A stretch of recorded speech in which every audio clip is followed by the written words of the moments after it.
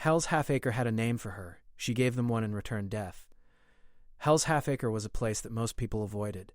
The name alone was enough to warn travelers away, and the planet's surface lived up to it. Jagged rock formations jutted out of the ground like broken teeth, while geysers of sulfurous steam hissed from cracks in the crust. Dust storms swept across the plains, carrying grit that scratched at exposed skin and clogged machinery. Yet despite the danger, humans lived here. They scraped a living in the mines and built settlements that clung to the edges of survival. It was on one of these days, under a dull red sun, that she arrived. No one knew her name. No one knew where she came from. All anyone knew was that she stepped down from a transport shuttle, alone, with eyes that were sharp and calculating. Her hair, dark and streaked with ash, framed a face that seemed too calm for the planet's chaos. The settlers watched her with suspicion at first. Strangers weren't common in Hell's Half-Acre. Most arrivals were either traders or mercenaries looking to make a quick profit, or leave a trail of trouble behind. But there was something different about her. She moved with purpose, scanning her surroundings as if she had already studied the layout of the colony before ever setting foot on the planet. "Another fool thinking they can survive here," muttered Jax, a miner wiping soot from his face. He leaned against the rusted frame of the supply depot, squinting at her. "Look at her, calm as the sky before a storm." "You don't get that lucky out here." A few settlers nodded, sharing his suspicion, while others simply ignored her. Hell's Half-Acre had its share of danger, and most preferred to focus on survival rather than strangers. The woman made her way into the central settlement, a cluster of metal buildings haphazardly welded together. She carried a small bag, nothing more, and her boots crunched against the gravel-strewn ground. Children peeked from behind crates and barrels, while adults whispered among themselves. Some whispered rumors of her being a soldier, others suggested she might be a hunter from a distant colony. By the time the sun reached its highest point, her presence had already caused a stir. A convoy of supply vehicles rumbled toward the colony from the northern mines. The convoy was transporting food, water, and mining equipment, precious cargo in this harsh world. Then the raiders came. They emerged from the jagged rocks like shadows made flesh. Half alien, half mercenary, their appearance was terrifying. Their armor was jagged and patched together from scavenged metal, their weapons spitting fire and energy. The convoy drivers panicked, some trying to flee, others freezing in place. The settlers prepared to defend themselves, but it was clear they were outmatched. The raiders moved fast, cutting off escape routes and picking off anyone who tried to fight back. The convoy vehicles were riddled with blasts, leaving twisted metal and fire in their wake. From the edge of the chaos, the woman observed. She did not panic. Did not hesitate. She studied the raiders, noting their movements, their weaknesses, and the paths they preferred to take. Then she acted. With precise efficiency, she deployed a small device from her bag. A burst of energy shot out, creating a blinding flash and a loud concussive wave. Several raiders stumbled, disoriented, giving her the opening she needed. She moved through the chaos with calm determination, striking where the raiders were weakest. Each move was calculated, each strike purposeful. Within moments, several raiders lay incapacitated or retreating in shock. The settlers could hardly believe what they were seeing. Here was a single woman facing down a group that had terrified them for months, and she was winning. Jax's jaw dropped. "By the stars, she's—" He couldn't finish the thought. The sight was almost unreal. The woman did not linger. Once the immediate threat was neutralized, she left a symbol behind. A simple mark, etched into the ground with a device that burned bright for a few seconds before fading into the dust. It was a warning. A signature. One that would carry meaning far beyond this single encounter. The raiders who survived fled, murmuring in fear to one another. Word spread quickly. "She leaves a mark, like death itself," one of them whispered. The name stuck, whispered among enemy ranks. Death had a presence here now, and that presence was terrifying. Back in the settlement, the woman finally spoke. Her voice was low but clear, carrying over the shocked murmurs of the settlers. "I'm here to help," she said simply. "But I do not ask for thanks. I do not ask for fear. I only ask that you survive." Her words were met with silence at first. Then slowly, the settlers began to nod. They realized that this stranger, this mysterious woman, had just saved lives they thought were already lost. She did not boast. She did not demand recognition. She simply did what needed to be done. Over the next few days, the woman began to learn more about Hell's Half-Acre. She walked the streets, inspected the mines, and spoke with the miners and engineers. She observed the colony's vulnerabilities, the decaying machinery, the unguarded supply depots, the unstable tunnels that could collapse at any moment. She also observed the settlers themselves, humans who had been hardened by the planet's relentless challenges, humans who refused to give up despite constant danger. She found inspiration in their resilience. In her mind, she began to plot ways not only to defend the colony, but to strengthen it, to make it a place where humans could stand firm against any threat.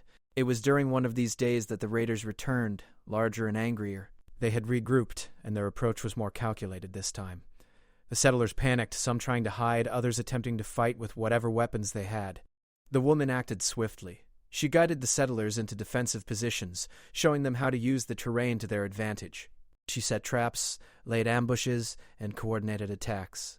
The settlers followed her instructions, surprised by how effective they could be when led by someone who understood strategy and risk. When the raiders charged, they were met with unexpected resistance. Mines collapsed on their vehicles, makeshift barricades funneled them into kill zones, and humans who had once been terrified now fought with courage and precision. And at the center of it all was the woman. She moved like a shadow, striking from unexpected angles, using every tool at her disposal. Each raider who fell left behind a sense of awe and fear. Her presence alone seemed to inspire the settlers to fight harder, faster, smarter. By the time the battle ended, the raiders had retreated once more, leaving behind wreckage and whispers, and once again the woman left her mark, a silent warning to any who might think to challenge Hell's Half-Acre. Jax finally approached her, eyes wide with a mixture of respect and disbelief. What are you?" he asked. She looked at him, her expression unreadable. "I am someone who believes humans can survive, no matter the odds," she said. Then without another word she walked away, vanishing into the maze of buildings and tunnels that made up the colony. From that day forward, the settlers began to speak of her in hushed tones, not by her name, for they did not know it, but by the symbol she left behind, the presence she carried. She was Death, a name that carried fear for enemies and hope for humans. And while she had arrived silently, without fanfare, she had already changed the fate of Hell's Half-Acre. The sun dipped below the horizon, casting long shadows across the jagged landscape. The wind carried dust and grit, and the planet seemed to hold its breath.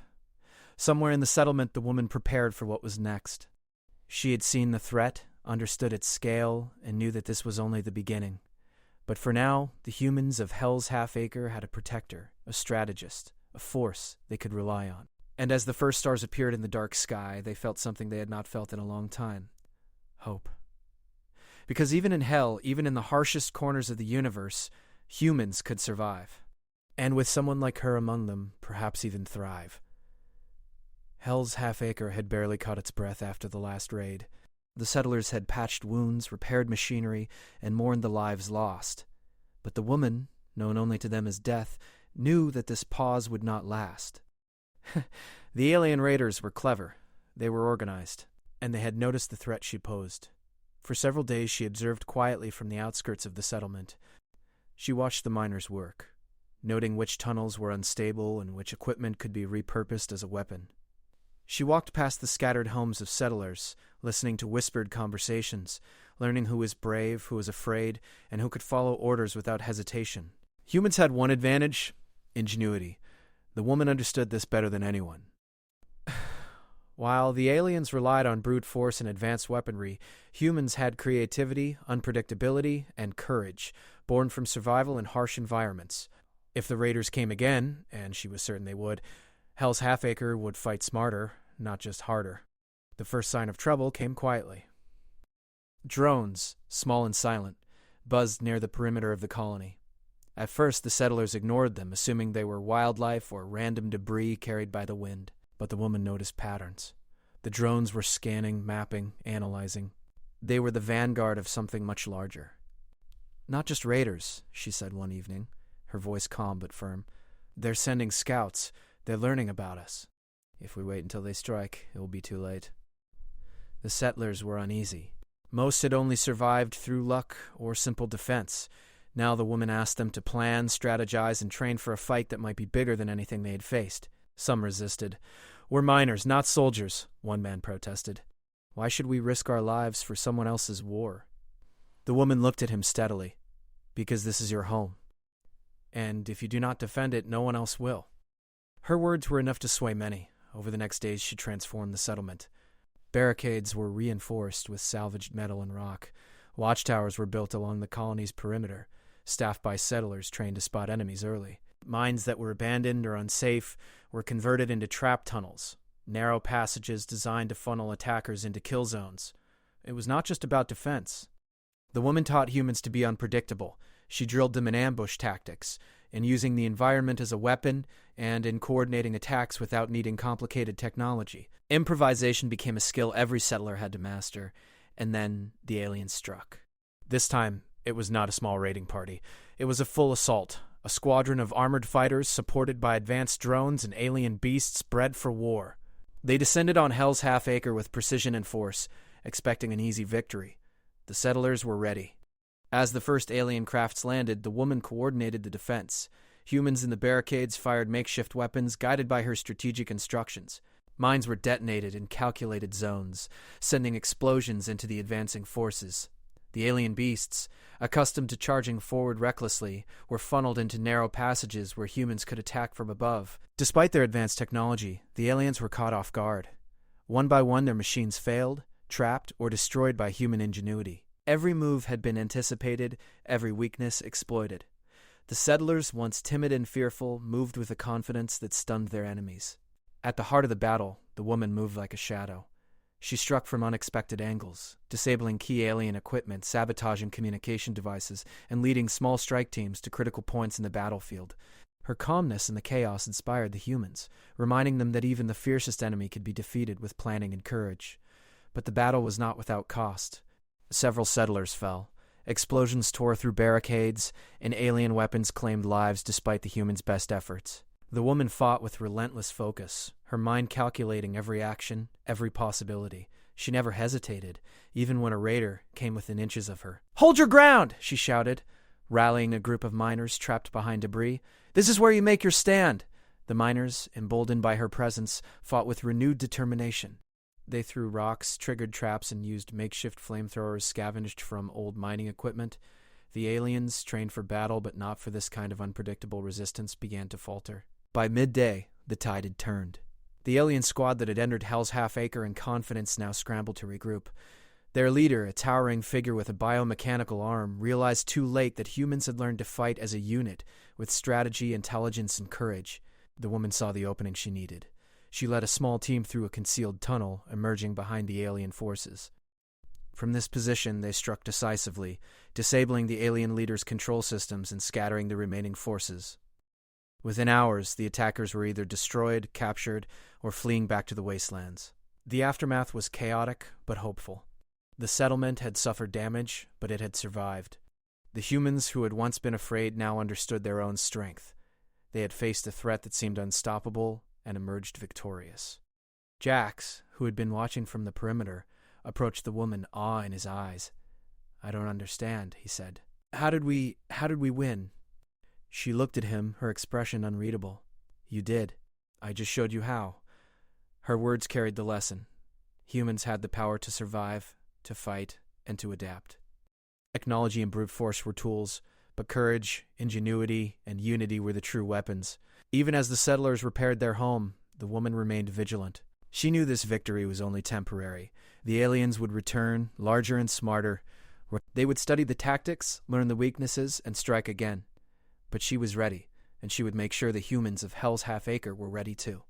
In the evenings, as the sun dipped behind jagged peaks and cast long shadows across the scarred land, the woman would walk the perimeter. Sometimes she would pause, scanning the horizon for signs of enemy movement. Other times she would speak to the settlers, offering advice, teaching strategy, and reminding them of their potential. Children began to see her not as a stranger but as a protector, a legend come to life. Adults respected her, sometimes grudgingly, sometimes openly, for her ability to guide them through impossible situations. And enemies, both near and far, began to whisper her name. Death. A single word that struck fear into those who threatened humans. A reminder that even in the harshest worlds, humans could fight back and win.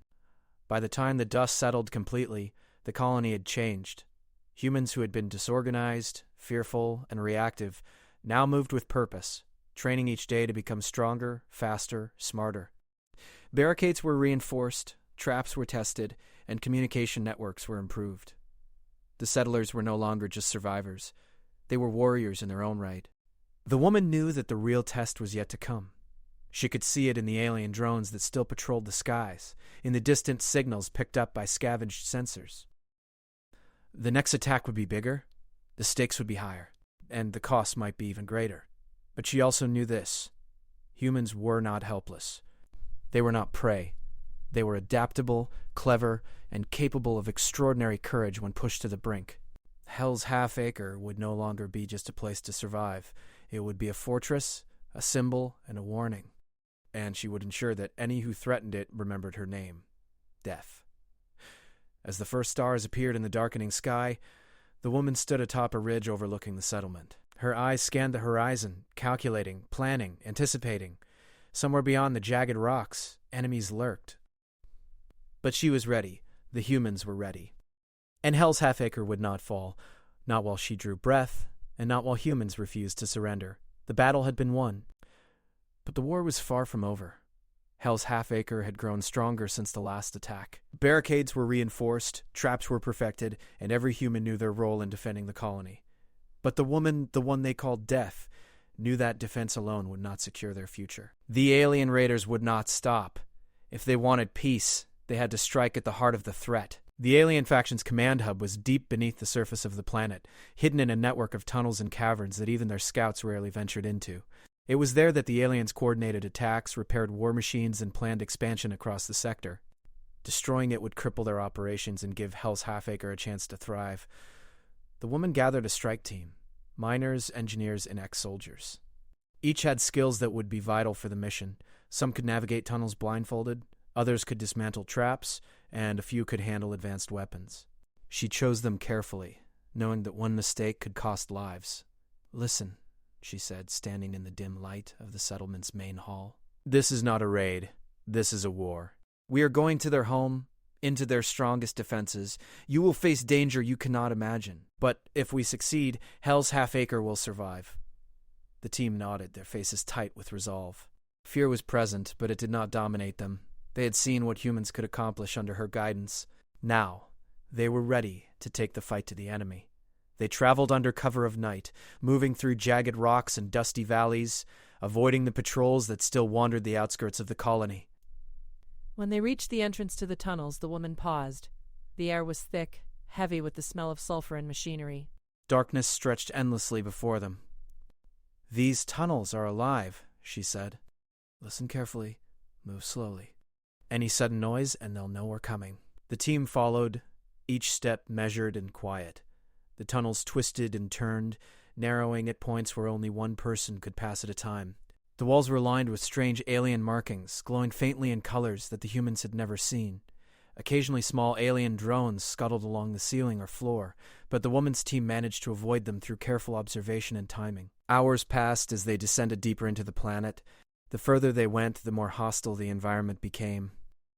Sharp rocks threatened to puncture suits. Sudden drops loomed without warning, and pockets of toxic gas forced the team to improvise breathing strategies. Some began to tire, but the woman pushed them onward with calm authority. Finally, they reached the hub's outer defenses.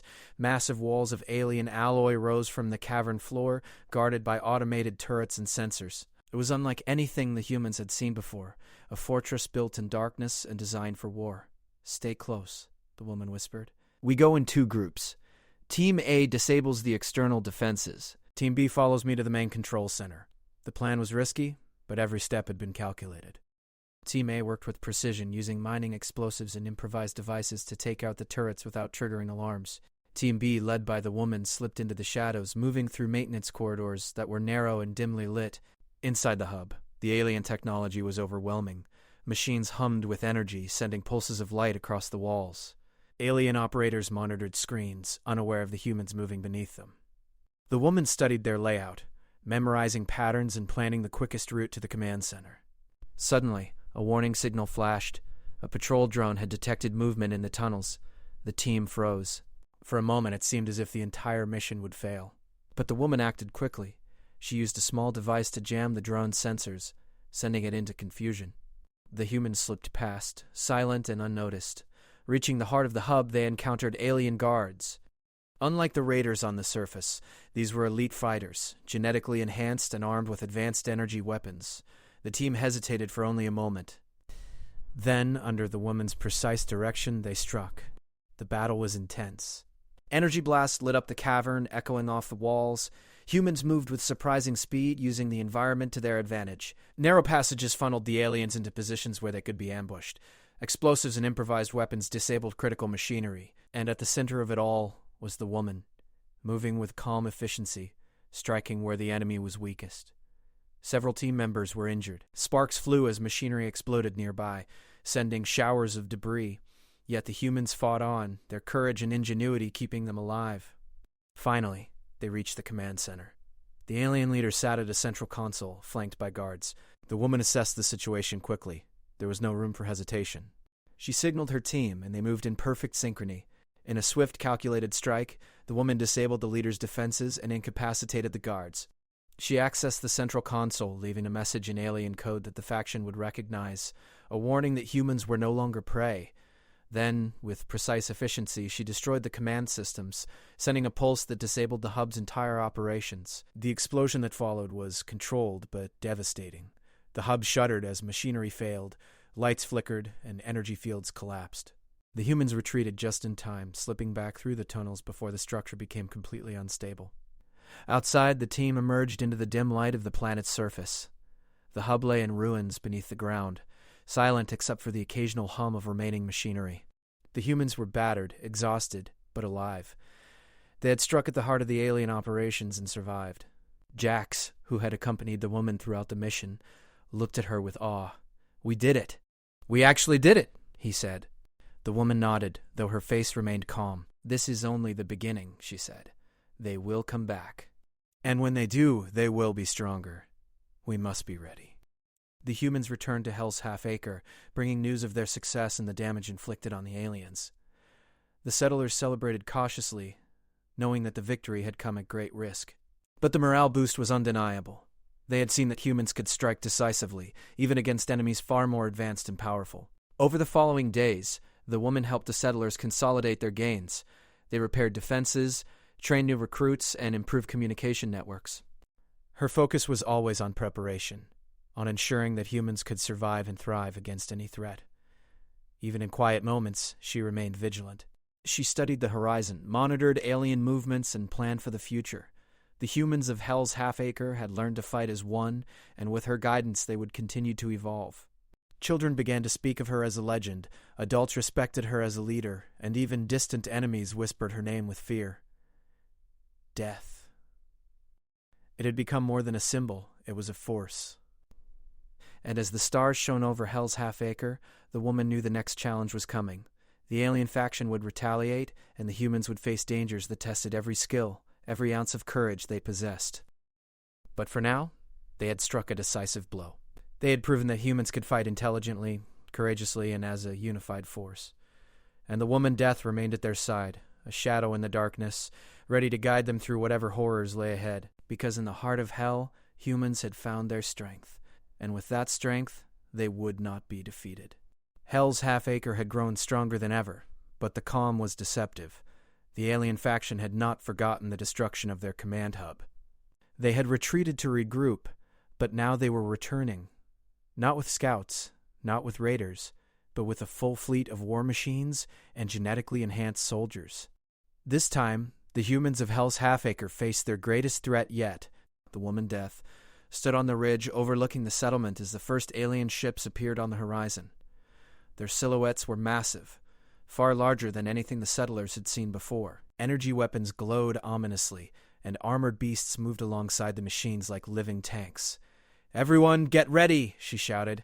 Her voice carried across the settlement, steady and commanding. "This is not just a raid. This is war. Stay calm, follow orders, and fight as one. If we survive this, Hell's Half-Acre will stand forever." Settlers moved with precision, taking positions at barricades, turrets, and trap tunnels. The woman walked among them, checking weapons, adjusting defenses, and ensuring that every human knew their role. Fear was present, but courage had replaced panic. They had survived worse, and now they understood what it meant to fight as a unit. The alien fleet descended, their landing thunderous and terrifying. Energy blasts struck the outskirts of the colony, but the traps and fortifications held. Humans fired from elevated positions, hitting alien machines at vulnerable points. Improvised explosives detonated in perfect timing, sending metal and fire flying into the enemy ranks. The woman moved among the settlers like a shadow.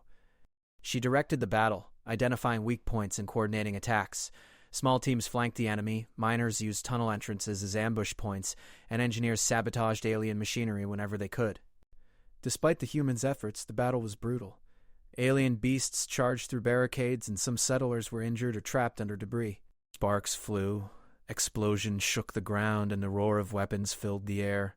Yet through it all, the humans fought with determination and precision, inspired by the calm authority of the woman they called Death. At a critical moment, the alien leader emerged. It was a towering figure, more imposing than the one they had defeated in the hub. Its armor glowed with energy, and its weapon discharged pulses that could pierce reinforced steel. The humans hesitated, but the woman stepped forward. "Stay behind me!" she shouted, her voice unwavering. With skill and calculation, she maneuvered through the chaos, drawing the aliens' attention while small teams struck at its exposed sides. Energy blasts missed her by inches, but she moved with uncanny precision, using the terrain and debris for cover. Finally, she reached a position where she could strike directly at the aliens' core armor. A combination of explosives, energy disruption devices, and human teamwork disabled the alien leader. It staggered, roaring in frustration before collapsing into the rubble. The remaining forces faltered, their confidence shattered. The humans pressed their advantage, using everything they had learned to push the enemy back. Hours passed in a blur of action, strategy, and courage. The settlers, once miners and engineers, had become warriors, fighting not just for survival, but for their home, their families, and their future. By the time the last alien machine was destroyed, Hell's Half-Acre was battered but victorious. The woman surveyed the battlefield. Settlers were tending to the injured, repairing structures and salvaging useful materials from the wreckage. There was a quiet pride in their movements, a shared understanding that they had faced the impossible and survived. Jax approached her, bloodied but smiling. "I don't know how to thank you," he said. You've changed us. We weren't soldiers, but we fought like warriors, all because of you." The woman shook her head. "You did this," she said softly. "I only showed you the way. Courage, intelligence, and unity, they were always yours. I just reminded you to use them." Even as the sun set, casting a warm glow over the jagged landscape, the woman remained vigilant. She knew the alien faction might strike again, and that the universe was full of threats. But she also knew that humans had learned something more important than weapons or technology. They had learned their own strength. Children who had watched from behind barricades now ran among the settlers, asking questions and laughing despite the destruction around them. Adults shared stories of bravery, naming those who had stood firm and reminding everyone that together they were unstoppable.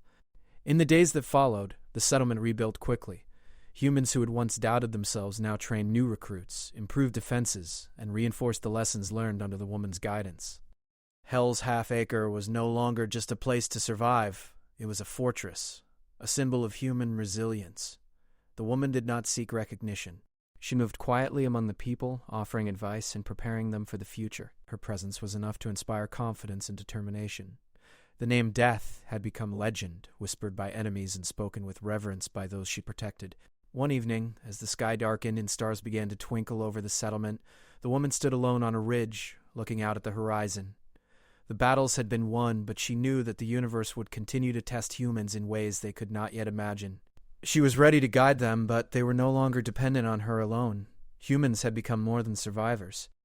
They had become defenders, thinkers, strategists, and warriors. They had learned that even in hell they could thrive.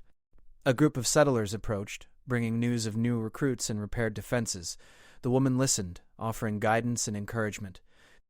For the first time, she allowed herself a faint smile. The humans of Hell's Half-Acre had not just survived, they had grown stronger. As the night deepened, the wind carrying dust and grit across the jagged plains, the woman turned back to the settlement. She had given them strategy, leadership, and courage, but the true legacy belonged to the humans themselves. They had faced impossible odds and triumphed. They had earned the right to survive. And though enemies would surely return, they would now think twice before underestimating the humans of Hell's Half-Acre. For every attack, every attempt at conquest, they would face a united force, a people who had discovered their own power. The legend of death would remain, a shadow in the darkness, a symbol that humans were not prey. But it was only part of the story. The larger truth was that humans had found strength within themselves, courage that could not be taken, and intelligence that could overcome any threat. Hell's Half-Acre was no longer just a dangerous mining colony. It had become a beacon of hope, a fortress of human ingenuity, and a testament to what ordinary people could achieve when they refused to surrender. And as the woman disappeared into the shadows once more, she knew her work was done, not because the threat had vanished, but because humans no longer needed her to be everything. They had learned to fight, to survive, and to thrive on their own terms. The stars shone brightly above the jagged landscape. The dust settled. And for the first time in a long time, the humans of Hell's Half-Acre looked to the future not with fear, but with confidence. They were ready for whatever the universe might throw at them, because in the heart of hell, humans had discovered their strength, and with that strength, they would endure.